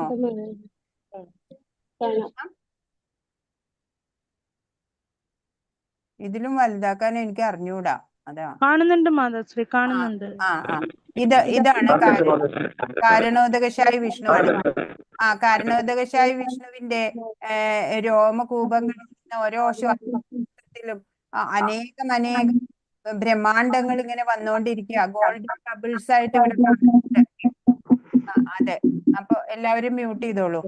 ഗോൾഡൻ ബബിൾസ് ആയിട്ട് ഇവിടെ കാണുന്നുണ്ട് അല്ലെ? അതൊക്കെ ഓരോരോ ബ്രഹ്മാണ്ടങ്ങളാണ്. അതുപോലെ ഒരു ബ്രഹ്മാണ്ടാണ് ഇത്. അവിടെയാണ് നമ്മൾ ഈ ഭൂമിയിൽ നമ്മൾ ജീവിക്കുന്നത്. ഈ ബ്രഹ്മാണ്ടത്തിലാണ്. ഇതുപോലെ ബില്യൺസ് ആൻഡ് ബില്യൺസ് ഓഫ് ബ്രഹ്മാണ്ടങ്ങൾ ഉണ്ട്, കണക്കില്ല. അപ്പൊ അതിൽ ഒരെണ്ണത്തിലാണ് നമ്മൾ ജീവിക്കുന്നത്. അപ്പോ ഇവിടെ ഈ ബ്രഹ്മാണ്ടത്തില് ഒരു ഗർഭോദകശായി വിഷ്ണു ഉണ്ട്. ഇതാ ഇവിടെ ഇവിടെ കാണുന്നു ഗർഭോദകശായി വിഷ്ണു. ഇവിടെ ആ ഗർഭോദകശായി വിഷ്ണു ഉണ്ടല്ലോ, ലക്ഷ്മി പരിസേവിതനായിട്ടാണ്. ഈ കാരണോദകശായി വിഷ്ണുവിന് ലക്ഷ്മി ഇല്ല. ഇവിടെ ഗർഭോദകശായി വിഷ്ണുവിന് ലക്ഷ്മി ഉണ്ട് അല്ലേ, പാദസേവ ചെയ്തുകൊണ്ട്. അപ്പൊ ഈ ഗർഭോദകശായി വിഷ്ണുവിന്റെ നാഭിയിൽ നിന്ന് ഒരു താമരത്തണ്ട് വരുന്നത് കാണാം. ആ താമരത്തണ്ടിന്റെ മുകളിലാണ്, അവിടെയാണ് ബ്രഹ്മാവുള്ളത്. കാണാമോ? ഇതാണ് ബ്രഹ്മാവ്. ഇവിടെ ബ്രഹ്മാവ്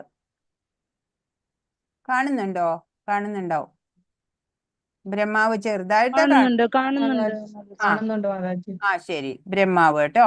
അപ്പൊ ഈ ബ്രഹ്മാവ് ഇവിടെ ഉണ്ട്. അപ്പൊ ഈ തണ്ടുണ്ടല്ലോ, ഈ താമരത്തണ്ട് ഇവിടെ, ആ തണ്ടിനകത്താണ് 14 ലോകങ്ങള്, ഈ താമരത്തണ്ടിനകത്ത്.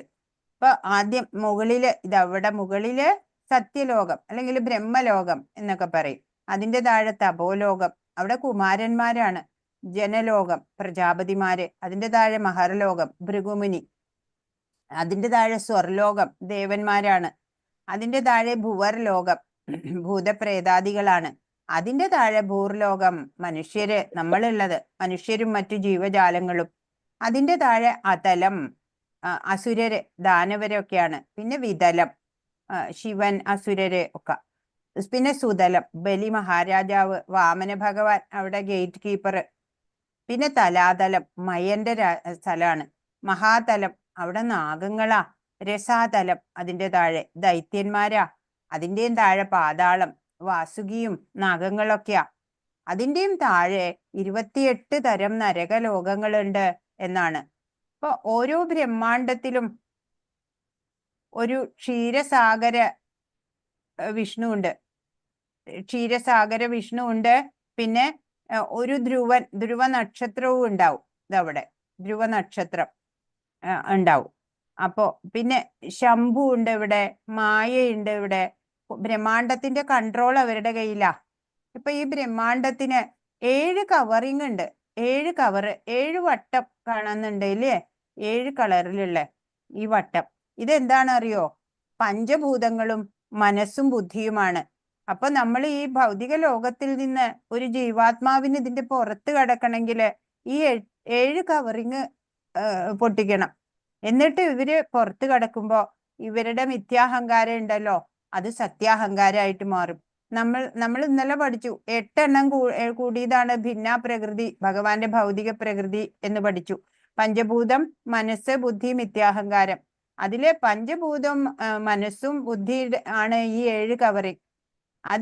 അത് പൊട്ടിച്ച് അതിന്റെ പുറത്ത് കടക്കുമ്പോൾ നമ്മുടെ മിഥ്യാഹങ്കാരം സത്യാഹങ്കാരമായിട്ട് മാറും. അങ്ങനെ നമ്മള് ബ്രഹ്മജ്യോതിയും കടന്ന് ഇതൊക്കെയും വൈകുണ്ഠ ലോകങ്ങളാണ്. കുറെ വൈകുണ്ഠ ലോകങ്ങൾ, ഓരോ വൈകുണ്ഠ ലോകത്തിലും ഓരോരോ വിഷ്ണുവാണ് ഇവിടെയുള്ളത് കാണുന്നത്. അത് കഴിഞ്ഞ് പിന്നെയും നമ്മൾ പോകുമ്പോൾ അയോധ്യ, മധുര, ദ്വാരക, അങ്ങനെയൊക്കെ. അത് കഴിഞ്ഞിട്ട് പിന്നെ നമ്മൾ കാണുന്നത് വൃന്ദാവനം. ഇതാണ് ഗോലോക വൃന്ദാവനം, ഈ മഞ്ഞ നിറത്തില്. അത് ഈ അനേകം എന്താ പറയാ, സഹസ്രദള പത്മം അതിന്റെ രൂപത്തിലാണ് ഉള്ളത്. വൈകുണ്ഠത്തിലൊക്കെയും വിഷ്ണു ഉണ്ട് എന്ന് പറഞ്ഞു, നിരവധി വൈകുണ്ഠം ഉണ്ട് എന്ന് പറഞ്ഞു. അതിന്റെയൊക്കെ ക്യാപിറ്റലാണ് ഗോലോകം. അപ്പൊ ഇവിടെയാണ് ഗോലോക വൃന്ദാവനത്തിൽ. ഇവിടെ രാധാകൃഷ്ണന്മാര് നിത്യലീല ആടിക്കൊണ്ടിരിക്കുകയാണ് അവിടെ. ഹരേ കൃഷ്ണ. അപ്പോ ഈ ഓരോ ബ്രഹ്മാണ്ടത്തിലും സൂര്യചന്ദ്രന്മാരുണ്ട്. അല്ലെങ്കിൽ ഇത് ഇരുട്ടാണ്. നമ്മുടെ ഈ ബ്രഹ്മാണ്ടങ്ങൾ എന്ന് പറഞ്ഞാല് ഇരുട്ടാണ്. അവിടെ സൂര്യചന്ദ്രന്മാരില്ലെങ്കിൽ നമ്മൾ എപ്പോഴും ഇരുട്ടിലാവേണ്ടവരാണ്. വൈകുണ്ഠം എന്ന് പറഞ്ഞാല് കുണ്ഠതയില്ലാത്തത്. നമ്മളുടെ സ്ഥലം കുണ്ഠമാണ്. കുണ്ഠം എന്ന് വെച്ചാല് ഭയം, ടെൻഷൻ, ഇരുട്ട്, അജ്ഞത, അതൊക്കെയാണ്. വൈകുണ്ഠത്തിന്റെ വിപരീതാണ് അല്ലെ കുണ്ഠം. അതാണ് ഈ ഭൗതികത എന്ന് പറയണത്. ഇത്രയാണ് ഇപ്പോ ചെറുതായിട്ടൊന്ന് നമ്മൾ ടച്ച് ചെയ്തതാണ്. ഈ ഗോലോക ചാർട്ടിനെ പറ്റിയിട്ട് തന്നെ കുറെ അധികം സമയം വിവരിക്കേണ്ടതുണ്ടാവും നന്നായിട്ട് മനസ്സിലാവണമെങ്കിൽ. ഇപ്പൊ ചെറുതായിട്ടൊന്ന് നോക്കി പോവാന്ന് മാത്രമേ ഉള്ളൂ. ഹരേ കൃഷ്ണ. ഇനി നമുക്ക് ക്വസ്റ്റ്യൻസ് നോക്കാം.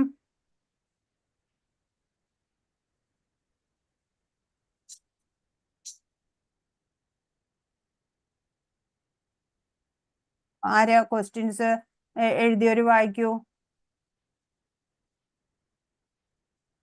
ആരൊരാൾ വായിക്കൂ.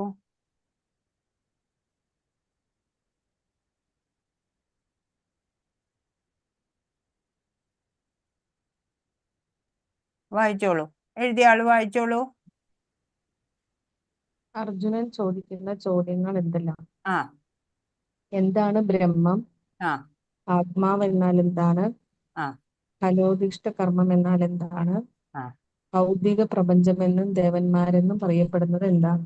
ആ ഇനിയുണ്ട്. അതിഭൂതം, അതിയജ്ഞം, അതിദൈവം, ഇതും കൂടെ ഉണ്ട് ചോദ്യങ്ങള്. ഓക്കെ. ഓക്കെ. അങ്ങനെ 8ഉം 9ഒക്കെ ചോദ്യങ്ങളുണ്ട്. ഈ ചോദ്യത്തിന് എല്ലാവരും ഇതൊക്കെ നോട്ട് ചെയ്യണം കേട്ടോ. ഇതാണ് പരീക്ഷയ്ക്ക് ഇതിൽ നിന്നാണ് വരിക. എല്ലാവരും ഈ അധ്യായത്തിന്റെ പിന്നിൽ തരുന്ന എല്ലാ ചോദ്യോത്തരങ്ങളും പഠിക്കണേ. അപ്പൊ രണ്ടാമത്തെ പറയൂ. ചോദ്യത്തിന് ഭഗവാൻ നൽകുന്ന ഉത്തരം എന്താണ്? അതായത് നാശമില്ലാത്തത് നാശമില്ലാത്ത നിത്യസത്യമാണ് ബ്രഹ്മം എന്ന് പറയുന്നത്. അത് ബ്രഹ്മത്തിന്റെ ശാശ്വത പ്രകൃതി, ശാശ്വതമായിട്ടുള്ളതാണ് ബ്രഹ്മം എന്ന് പറയുന്നത്. ജീവാത്മാക്കളുടെ ഭൗതിക ശരീരത്തിൽ വികസനത്തിന് വേണ്ടിയിട്ടുള്ളതാണ് ബ്രഹ്മം എന്ന് പറയുന്നത്. ബ്രഹ്മം എന്ന് പറഞ്ഞാൽ അക്ഷരം, ഒരിക്കലും നശിക്കാത്തത് ആത്മാവ്, അതാണ് ബ്രഹ്മം. അധ്യാത്മം എന്ന് പറഞ്ഞാലോ ജീവാത്മാവിന്റെ സ്വഭാവമാണ്, അതീന്ദ്രിയ സ്വഭാവം. കർമ്മം എന്ന് പറഞ്ഞാല് ഭൗതിക ശരീരത്തിന്റെ വികാസത്തിന് വേണ്ടുന്ന പ്രവൃത്തികളാണ് കർമ്മം എന്ന് പറയുന്നത്. ഇനി അതിഭൂതം എന്ന് പറഞ്ഞാലോ മാറിക്കൊണ്ടിരിക്കുന്ന ഭൗതിക പ്രകൃതിയാണ്.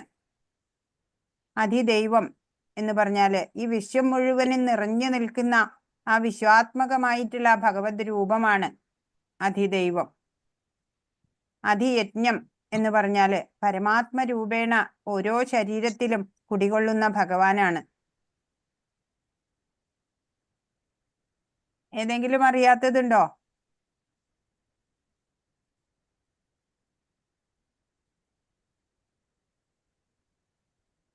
ഹരേ കൃഷ്ണ. അറിയാത്തതുണ്ടോ? ഒന്നും കൂടി അതിന്റെ ഒന്ന് ആൻസർ പറഞ്ഞു തരും മാതാജി. രണ്ടാമത്തെ ചോദ്യത്തിന്റെ ഉത്തരം. ബ്രഹ്മം എന്ന് പറഞ്ഞ അക്ഷരമായത്, ഒരിക്കലും നശിക്കാത്ത ആത്മാവ്.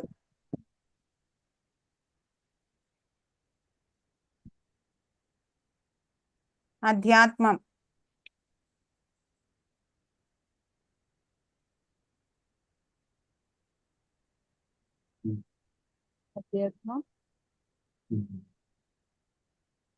പറഞ്ഞാല് ജീവാത്മാവിന്റെ ആ സ്വഭാവമാണ്, അതീന്ദ്രിയ സ്വഭാവം.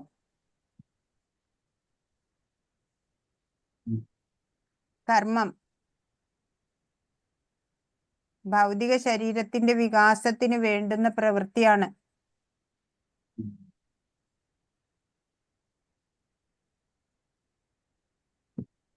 അതിഭൂതം മാറിക്കൊണ്ടിരിക്കുന്ന ഭൗതിക പ്രകൃതി.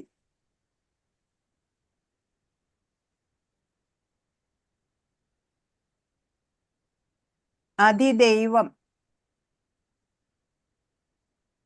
വിശ്വാത്മകമായ ഭഗവത് രൂപം.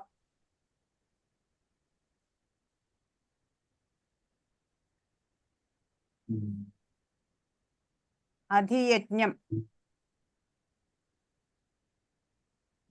പരമാത്മരൂപേണ ഓരോ ശരീരത്തിലും കുടികൊള്ളുന്ന ഭഗവാൻ.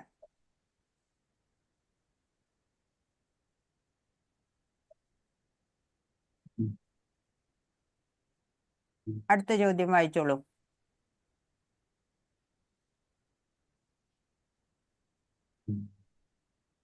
അടുത്ത ചോദ്യം പറഞ്ഞോളൂ. ഇപ്പൊ വായിക്കട്ടോ. ശ്ലോകം 8 എന്താണ് ഭഗവാൻ പറയുന്നത്? ഭക്തി മാർഗത്തിൽ നിന്ന് വ്യതിചലിക്കാതെ തുടർച്ചയായി എന്നെ സ്മരിക്കുന്നവർ എന്നെ പ്രാപിക്കുക തന്നെ ചെയ്യും. ഭഗവാൻ എന്താ പറഞ്ഞത്? ഇതാ ഇവിടെ പറയണു.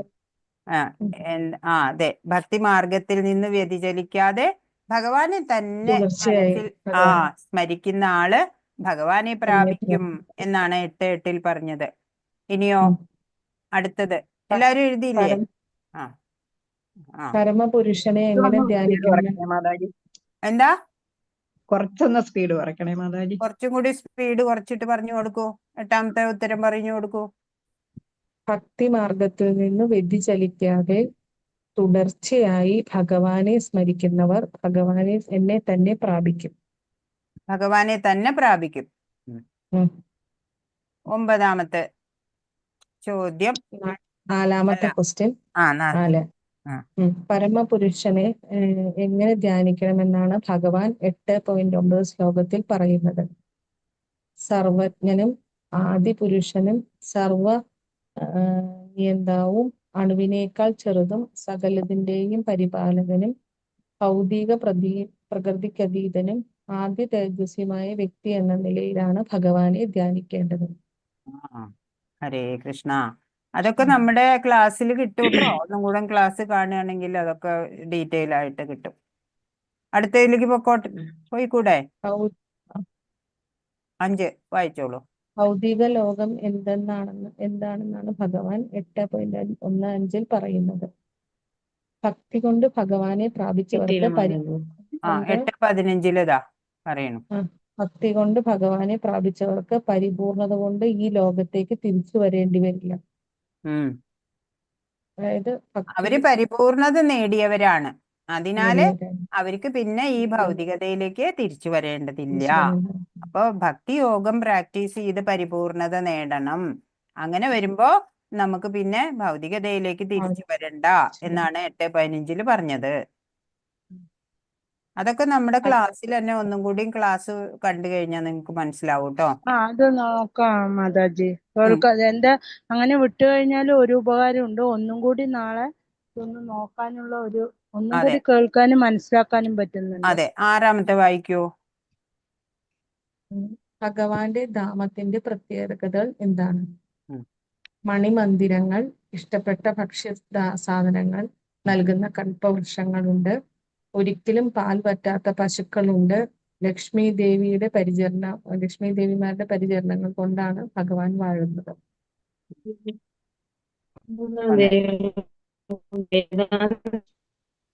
ക്ലിയർ അല്ലല്ലോ മാതാജി പറയുന്നത്. അല്ല, ഇതും പറയാം കേട്ടോ. ഇതും പറയാം. അവ്യക്തമെന്നും അക്ഷയമെന്നും വിശേഷിപ്പിക്കുന്നതും പരമമായ പ്രാപ്യസ്ഥാനം എന്നറിയപ്പെടുന്നതും ഒരിക്കലും ചേർന്നാൽ പിന്നെ മടങ്ങി വരേണ്ടതില്ലാത്തതുമാണ് എന്റെ പരമമായ ധാമം. 21 പറഞ്ഞിരിക്കുന്നത് പറഞ്ഞാ മതി അതിന്റെ ആൻസർ ആയിട്ട്. പിന്നെ 7ാമത്തെ വായിച്ചോളൂ.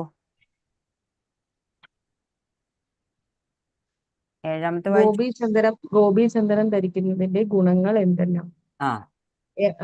ഭൂതപ്രേത പിശാചുക്കൾ അടുക്കില്ല, ഗംഗാ നദിയിൽ സ്നാനം ചെയ്തതിന്റെ ഫലം ലഭിക്കുന്നു, 1000 അശ്വമേധങ്ങൾ ചെയ്തതിന്റെ ഫലം കിട്ടും, യമരാജൻ സമീപിക്കില്ല. ഇത്രയും മാതാജി ഞാൻ എഴുതിയിരിക്കുന്നു. അതുപോലെ മഹാത്മ്യം കേൾക്കുന്നയാള് കർമ്മബന്ധനങ്ങളിൽ നിന്ന് മുക്തനാവും, ഭഗവത് ധാമത്തിലേക്ക് തിരിച്ചു പോവാൻ പറ്റും. അങ്ങനെയൊക്കെ അത് നമ്മുടെ ക്ലാസ്സിൽ തന്നെ കിട്ടും. പിന്നെ ഏതാ അടുത്തത്? ശ്ലോകം 8.28 എന്താണ് പറയുന്നത്? എനിക്ക് അതിന്റെ ആൻസർ കിട്ടിയില്ല. 28. എനിക്ക് പക്ഷെ അത് കിട്ടിയില്ല മാതാജി, അതിന്റെ ആൻസർ. എന്താണ് പറയുന്നത് 8:28? അതായത് ഭക്തി മാർഗം സ്വീകരിച്ചു കഴിഞ്ഞാല് പിന്നെ മറ്റുള്ളതിന്റെ ഒക്കെ ഇതൊന്നും നഷ്ടപ്പെടില്ല. മറിച്ച് ഭഗവത് സേവനം കൊണ്ട് തന്നെ ഈ കാര്യങ്ങളുടെ, അതായത് വേദപഠനം, യജ്ഞാചരണം, ദാനം, കാമ്യകർമ്മങ്ങള്, ഇവയുടെ ഒക്കെ പുണ്യഫലങ്ങള് ഭക്തിമാർഗം കൊണ്ട് മാത്രം തന്നെ ഒരു ഭക്തന് ലഭിക്കുകയും ചെയ്യും. കൂടാതെ അവസാനം പരമധാമത്തിൽ എത്തുകയും ചെയ്യാം. അതാണ് 28ാമത്തെ ശ്ലോകത്തിൽ പറഞ്ഞത്. എന്താ പറഞ്ഞത്? വേദപഠനം, യജ്ഞാചരണം, ദാനം, കാമ്യകർമ്മങ്ങൾ എന്നിവയാൽ നേടാവുന്ന പുണ്യങ്ങളൊക്കെ ഭഗവത് സേവനം കൊണ്ട് തന്നെ ഒരു ഭക്തന് ലഭിക്കും. കൂടാതെ പരമമായിട്ടുള്ള ധാമത്തിലേക്ക് എത്തുകയും ചെയ്യാം. അതാണ്.